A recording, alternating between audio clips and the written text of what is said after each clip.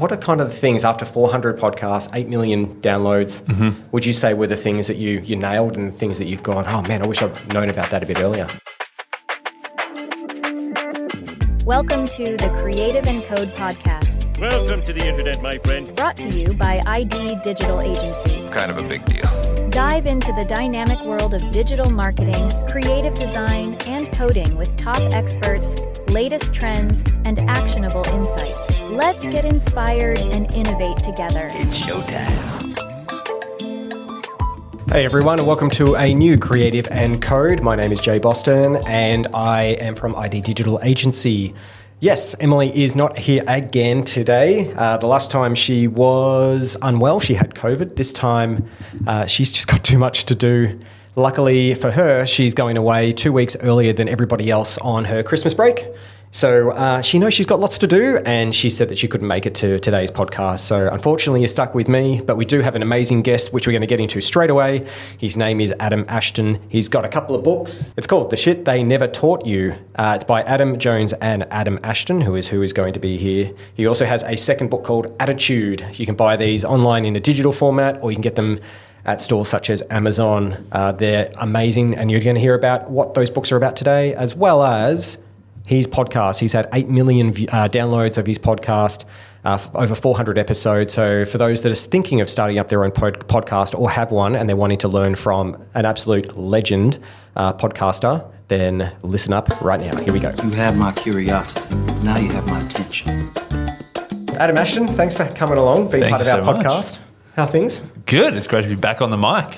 Yeah, well, that's what this is all about, isn't it? Yeah. So this book that you brought along came out of the podcast, I think, didn't it? Yes. So so tell me about that quickly. Yeah. So we did Adam Ashton. There's your name. That's there. me. Yeah. And Adam Jones. Adam Jones. So we started a podcast in 2016. Back in the, I think early at the time we felt we were late to it, but looking back, I was like, oh, that was pretty early. So we started podcasting in 2016. It was very, very simple setup. A mate and I, we used to meet up for coffees every Friday morning, and we invited some girls along. It was our first time in the city, and we thought, well, maybe this is an excuse to meet some girls. And then after a couple of weeks, the girls stopped coming, and it was just Adam and I. And so we thought, okay, well, why did they stop? Obviously, we weren't interesting enough. No, damn. And so it was just the two Adams, and we started chatting about books, and then we were chatting about what podcasts we were listening to, and then we figured, well, we're kind of meeting up once a week anyway. Let's just chuck a mic between us and go the from there. The girls might come back? Is that what you tried to do? Well, that's what we're hoping, and 7 years later, didn't pay off. Sorry to hear it, mate. But I mean, the objective there was, I guess, to get together and talk about something that you love. And then you've had a huge following, and you've had some pretty big people on your podcast. Yeah. So we did it for 7 years, had over 8 million downloads, and then, spun out a couple of books off the back of it. Interviewed a couple of prime ministers, some of our all-time heroes as well, in terms of authors and marketing people and business people, and it was amazing. Did I see you had Simon Sinek? Seth Godin was one of my favourites. A couple of prime ministers, Kevin Rudd and Malcolm Turnbull, and just some really, surprising that people would talk to two 20-something blokes from Melbourne who had no rep, no name, and it was great. Yeah. So 400 or so episodes, was it, that you've done? Yeah. And looking back at all the things that you did or didn't do at the start, and podcast is such an important thing for businesses these days. We do it because we want to learn more about what our clients are doing or what our team are doing or what other people are doing with podcasts. So what are kind of the things after 400 podcasts, 8 million downloads, would you say were the things that you nailed and the things that you've gone, oh man, I wish I'd known about that a bit earlier? Yeah, there was definitely plenty of things we did right and plenty of things we tried and we were either too early or just were bad ideas. We probably too early tried to monetize, I think. I tried to either get sponsors or do memberships or try to sell stuff, and we probably weren't ready for it yet. And it wasn't until probably 3.5, 4 years in until we actually started making any money off it. So it was very much a passion project, a hobby for 3.5, 4 years. And then we started getting some sponsors. And then we didn't really want to rely on sponsors. We wanted to try to, sell our own thing. And that's kind of where the idea of the books came from. And we ended up selling The shit they never taught. The shit they never taught you. I think about 15,000 copies so far of the books, which is pretty good for like a ridiculously sized book, as you can see. Yeah. It's pretty. Is this like it's big? pretty hefty. It's 700 huge. pages, and then we spun it off into the smaller one, both self-published. But then the smaller one actually got picked up by Penguin. For those that can't see, it's called Attitude, and it's vision, change, learning, fear, boldness. Yeah, cool. And then so that's been translated into a couple of different languages as well. So that was a cool sort of serendipitous thing that just sort of popped up. Amazing. So, and where can people? Is it Amazon? Amazon. Look for Adam Ashton. Yep. Yeah. That's amazing. Yeah. So way back when, what was the whole premise of the podcast? Like, I think it was about reading books. Yeah, and books. reviews. So that was sort of our morning Friday morning coffee dates. Was we were talking about the books we read, and then we thought, well, we're both talking about different books. Why don't we at least read the same book, and then we can at least talk about the books? And then we're like, okay, well, let's just like make a podcast episode where we talk about our favorite bits from the books. And then it was pretty raw. It was pretty janky. There was, episode 3. I think my then girlfriend was cooking spag bowl in the background, and you could hear all bubbling away. That's not bad. It's got some little clinking atmosphere and stuff. And eventually, it was pretty raw early on, and eventually we got a little bit more serious, but never taking ourselves too seriously. But so we did a book every week. We'd read a book, and then we'd go through the best bits and share sort of the best ideas from sort of all broad range of spectrums: business stuff, marketing stuff, psychology stuff, and then the other Adam kind of ventured into other, history, politics stuff, and I had to bring him back towards the marketing and business stuff. But it was a good mix of everything. And having those types of books being presented and reviewed, did you find that people that were watching were saying, you should read this or you should read that? Definitely, yeah. The list kept growing. So at home, I've got like 4 bookshelves. And they're all full, and I'd only read like 1.5, so I've still got a lot of books still to read. That's unreal. And I think you finished it up when? It was about it was probably 18 months ago maybe. Oh, not too long ago. Yeah. Probably a year, just over a year ago, probably middle of last year. We wrapped it up. Did you decide books was just a bit hard? Or? So I had a kid, and they take a little bit of time, and then the other just Adam, a little bit, the other Adam had a startup which sort of took off, and took up a hell of a lot of his time as well. So it was probably just the timing was that we both sort of thought the podcast takes up a lot of time, and we've got these other things that take up a lot of time. So that one, the podcast got put on pause indefinitely. Well, good. Like it could come back. Who knows? Exactly. Yeah. Once the kids are out of nappies and things like that, you might have a bit more time. Yeah. But going back to the first episode and the first couple of episodes, I guess too, you're not going to get many views, and we know that's going to happen. How did you find that you started to get more views? Was it the quality of the podcast? Was it being some of the guests then promoted it? And what did you find was a way to promote the podcast? There was definitely a few noticeable changes. So the first was, we started doing it a little bit differently, so the quality of the episodes were better. At first, it was literally the 21-minute episode took us 21 and a half minutes to do, because it was just like hit play, pause it, talk shit, yeah, hit stop, upload, and that was it. And then we eventually sort of started to edit out some of the ums and ahs and edit out 30 seconds of rambling, and and then we sort of started doing it maybe sections and having some transitions and stuff. And so we never got like super high level production, but we just tightened it up so it was easier to listen to. So I think that definitely helped. I think it just showed that we were taking it a bit more seriously and it was a bit higher quality. And then the other was getting some guests on. So like Seth Godin, big marketing guy, that was a big one. There's been a lot of times that we probably got people that we thought we sort of thought, let's get this person because they got a big audience, they'll share it, and then we'll get a big audience as well. But a lot of times we were a no-name and they're a big name and they didn't really share it. So it was more probably just that credibility of having those big people on were pretty good. Every now and then people would share it. You saw the spike in those areas where because you'd mentioned their name as part of your podcast name and episode name. Yeah, definitely. And then it was probably just the quality of books as well. If anyone was looking for a book and they searched it and we'd come up, I think the search definitely worked in our favour. If people were looking for specific guests or specific books, and they'd find us, Yeah, so it could be that a guest name, someone's searching for it, and it's there's a podcast where they've appeared that can come up and there's obviously that's probably like that. The people searching for you, they find you, they check you out. there's going to be a hell of a lot of them hate it and drop off, but there's going to be a small percentage that think, oh, this is pretty cool, and then check out another episode and maybe stick around. And initially, were you posting episodes out on social media and Facebook groups, LinkedIn groups? Initially we probably did a lot more of that stuff, and then we didn't see a heap of positive, like nothing. It didn't really. If we didn't post 1 week, we didn't see a drop off or anything. So, but eventually we sort of built up a bit of a team of freelancers around the podcast. So we had like someone who'd write a blog post, someone who'd do all the social media stuff, someone who edited the podcast, someone who did sort of the graphic design.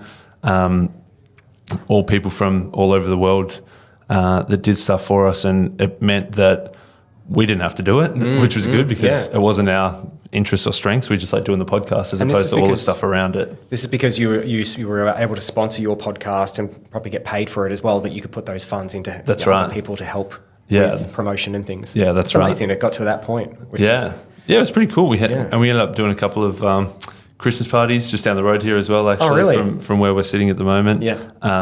Which was kind of cool to get the team together of people who no one had ever met each other, because we just it was all virtual, all online, and And did you find when you were doing the podcast, were you and Adam in the same room together for most of it, or you were, except obviously during COVID or whatever, you were? Yeah, I'd say close to 100% of the episodes, except for I remember one episode where we did a trip to Bali together. I fell off a motorbike, came home early, and then we still had to record that week. So we did one virtually, and it didn't really work as well. So all the ones that was about books, we all did together. There was interviews sometimes if there was 3 of us on the screen. We wouldn't be next to each other. But 100% minus one episode of the books, we were face-to-face, And the technology we were talking about before, the quality of it as well. For instance, right now, we're just on a couple of Rode mics, Podcaster Pro, with an iPhone smacked into it. Amazing. And it's simple. It's an easy setup. Yeah. When I was researching to try and figure out what I wanted, I was like looking at huge Canon or Sony cameras and mics and all kinds. It was going to end up on $5,000-6,000 or something. Plus, we've got a client of ours. We've said podcasts are great. They're good for backlinking. It's good for creating content that people can consume on your website, etc. He went and bought $25,000 worth of equipment. Wow! And I'm like, fair enough. Like, you've probably got the money to do it, but you don't probably need to start at that point. What do you feel is the hardware and the software? As a bare minimum, to have a high quality product? So our very first one was a Blue Yeti. It was about the size of this, I'd say. Yep. And you plonk it there, and that was it. It was just like a microphone. And it was it's like a 360-degree mic. Yep. Maybe $150, I'd say. And that was kind of it. Literally a USB mic that we plugged into our laptop and recorded it. Yeah. But you didn't do video, it was all audio. All audio. Yeah. And I reckon we used that mic for the first year and a half. Wow. And then, probably a year and a half in was when we thought, okay, let's get the next bit. So we got like a mini version of that deck there that was probably, smaller than this book, that you could plug 2 mics into it. So we had individual mics then. And then that kept us going for another 2.5 years. So it probably wasn't until 5 years in that we got this bad boy that you've got as well. Amazing. The Rodecaster Pro. Yeah, 2. Yeah. I think it is. I don't know. We had the number 1. Stuff. Yep. Yeah. But no, that's incredible. So it just shows that you don't have to have the best mics or anything. As long as you've got good content and good guests and there's a good substance in there. Totally.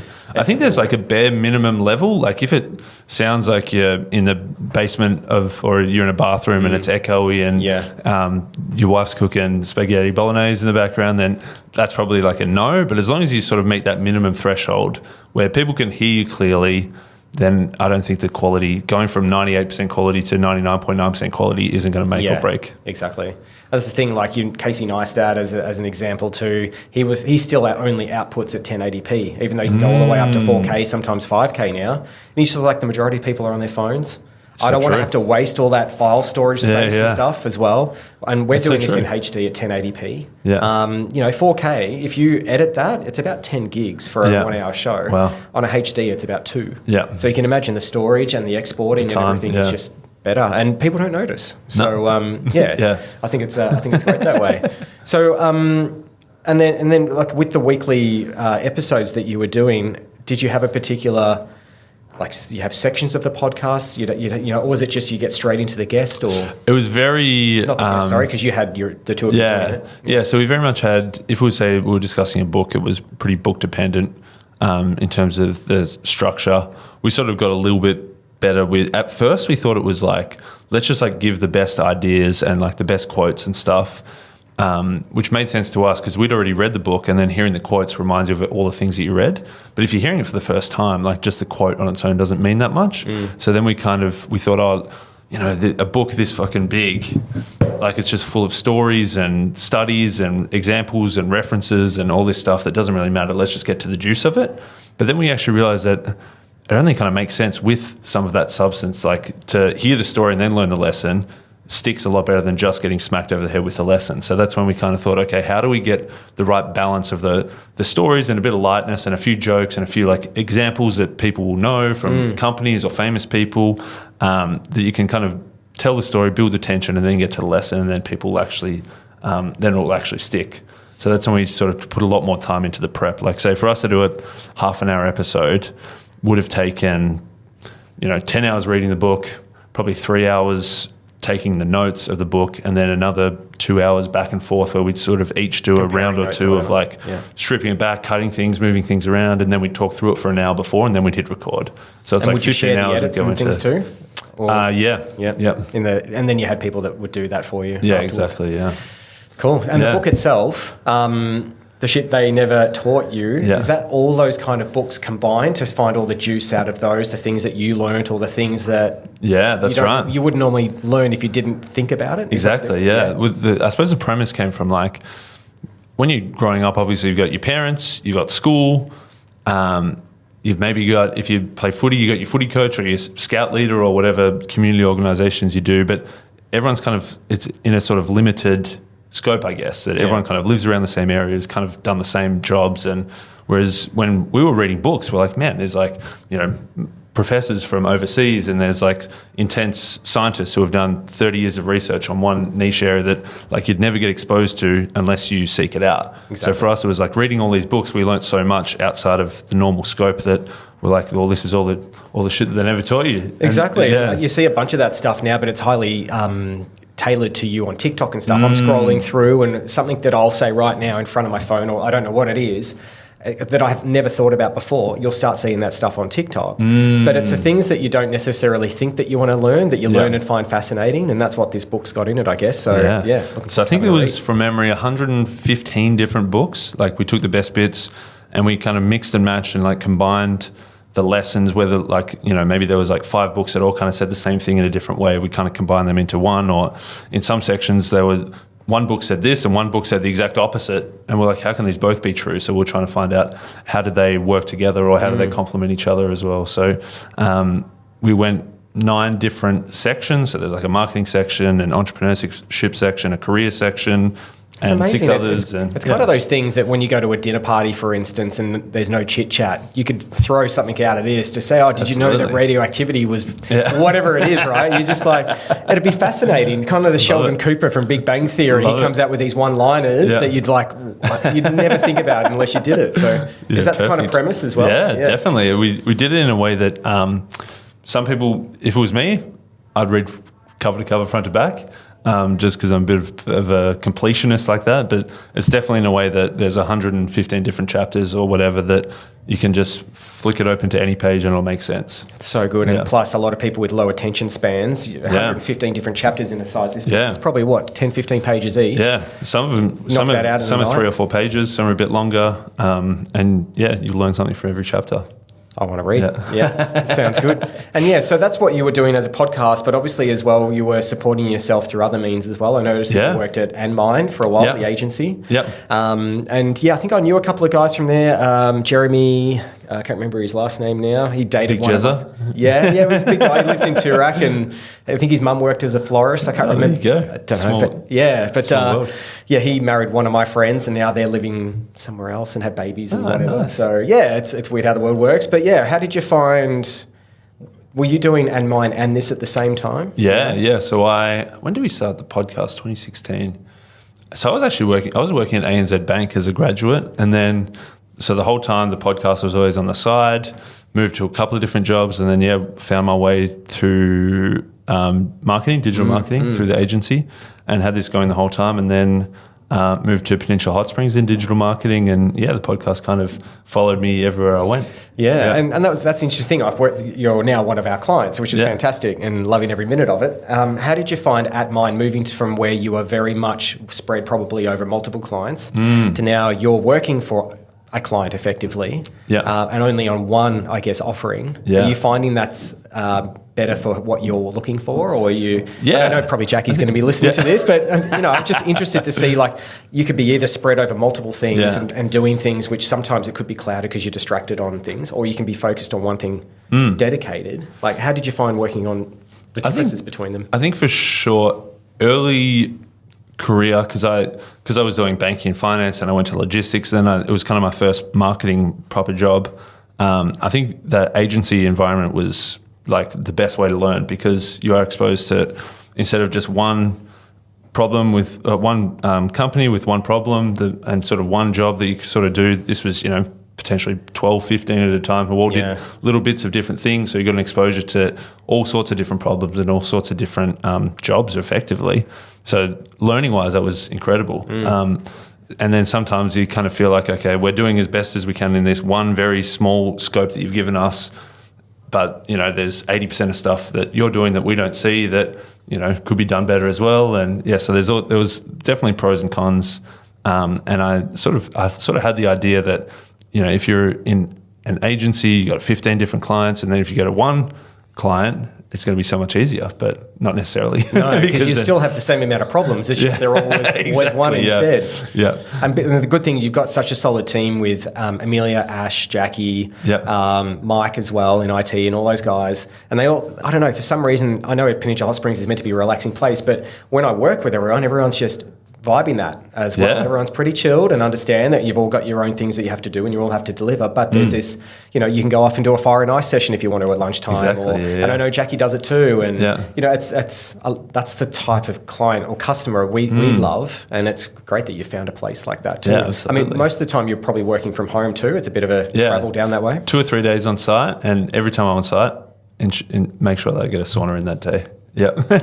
Join the sauna squad. Yeah. And we're trying to get a sauna in down there with you too. I didn't realise that event was going to go for so long. Yeah. I'm sure we'll find another time before Christmas that we'll catch up. Yeah. No, this is great. And then, so with Peninsula, you've been there for just under 2 years, I think it has been. And what's your main thing that you do at Peninsula Hot Springs? Yeah, so in digital marketing, so I suppose website, email, social, paid ads as well. So they're probably the main scope of the role. Yeah, and I'm guessing as well, talking to customers and hearing them out and hearing what their needs are, and then applying that to the higher up in the hierarchy of what you think would be sticking. So, How do you find your decision making and things? You've got enough of that to keep you quite humble, quite happy with where you are. Yeah. No, it's been a great mix and a great first step out of agency land into. I don't know if it's the dark side or the light side. Depends which side you're on, I guess. It's great that we've got that a strong team. Everyone works together really, really well. Like everyone talks about team culture and stuff, but I feel like this one is super strong. Good. And everyone's kind of got their own roles, and everyone sort of performs at a high level that. No one really steps on each other's toes, and everyone knows that you're going to get it done. And it's amazing. Like 5 or 6 years ago or whatever, I visited the Peninsula Hot Springs for the first time, and I'm like, it's funny. Like when you own a business, I'm always looking for places I'd love to do work for. And when I went there, and I'm like, I'd love to be able to do stuff for this company. And I can't remember. I always forget what it's called. Where you it starts with M, where you meditate or whatever, or manifest. That's the word I'm looking for. I'm just like, one day I want to work with these guys, and we can do great things together. And it's happened. And it's a great group of people. Yeah, exactly. I don't know how, but it happened. So, it's good. I've got to keep manifesting for some other things, maybe like Qantas for some good flights or something. So, car company. Yeah. Do you ever get the itch to go back and reignite the podcast? And is Adam keen on it at all? Or I think the podcast in the form it was probably not. I think if we could do it. Because we're doing 1 a week, sometimes 2 a week if we had interviews as well. It's a lot, yeah. It's also like, though, I don't know if we did it 1 a month, if it's not enough then, or I don't know. But every time there's a new book launched from one of our favourite authors, I'm always like, man, we should probably bring it back just for this one episode. Yeah.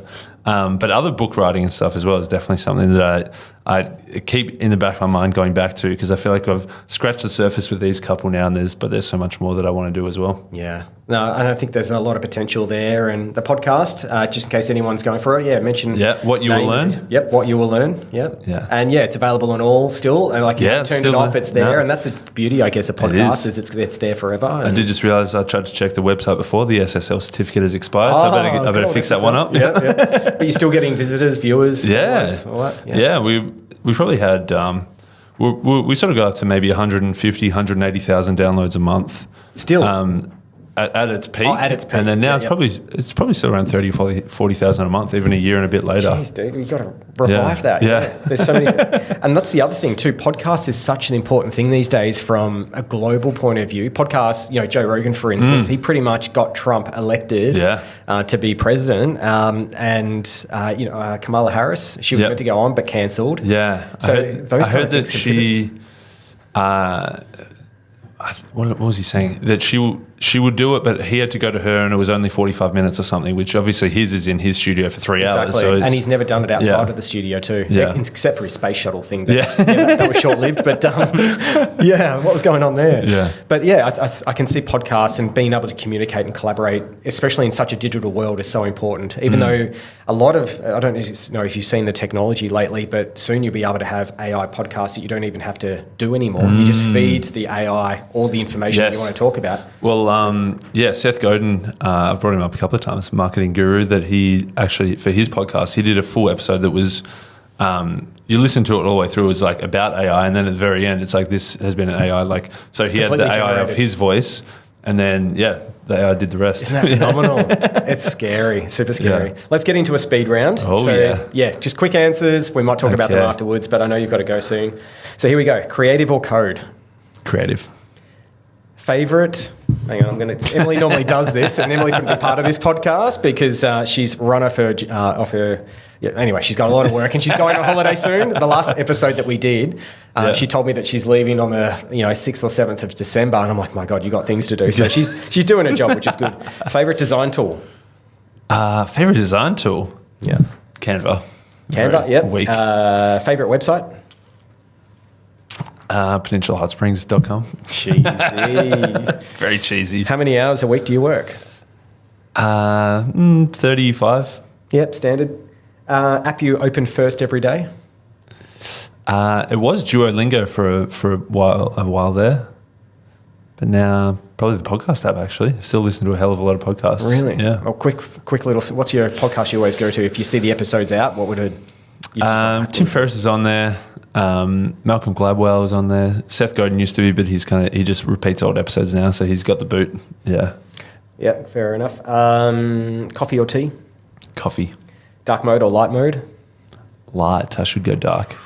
Mac or PC? Mac, but unfortunately we're on the PCs at Peninsula Hot Springs. But definitely Mac. I'll have to change that. Yep. Yeah. Work from home or work from office? Hybrid. Hybrid. Cats or dogs? Dogs. Favorite font? Whatever. I forget what font we use for this. Just a nice, simple serif font. Like a handwritten one, Yeah. or something like that. Yeah. Yeah, it's like a Times New Roman. Yeah. But just a modernised. basic. Yeah. What's more important, design or spec? Spec. Spec, nice. What's your favourite snack while working? At the moment, Kiwis, but only because I bought a 10 kilo box of them from. Got to get through them. So I got to smash them out. Not normally. 10 kilos? Yeah, it was a bargain. $8 for 10 kilos. Wow. So big box, but there's a lot of can't go Kiwis wrong still to there. go. Jeez, pineapple on your pizza? Absolutely. Summer or winter? Summer. City or countryside?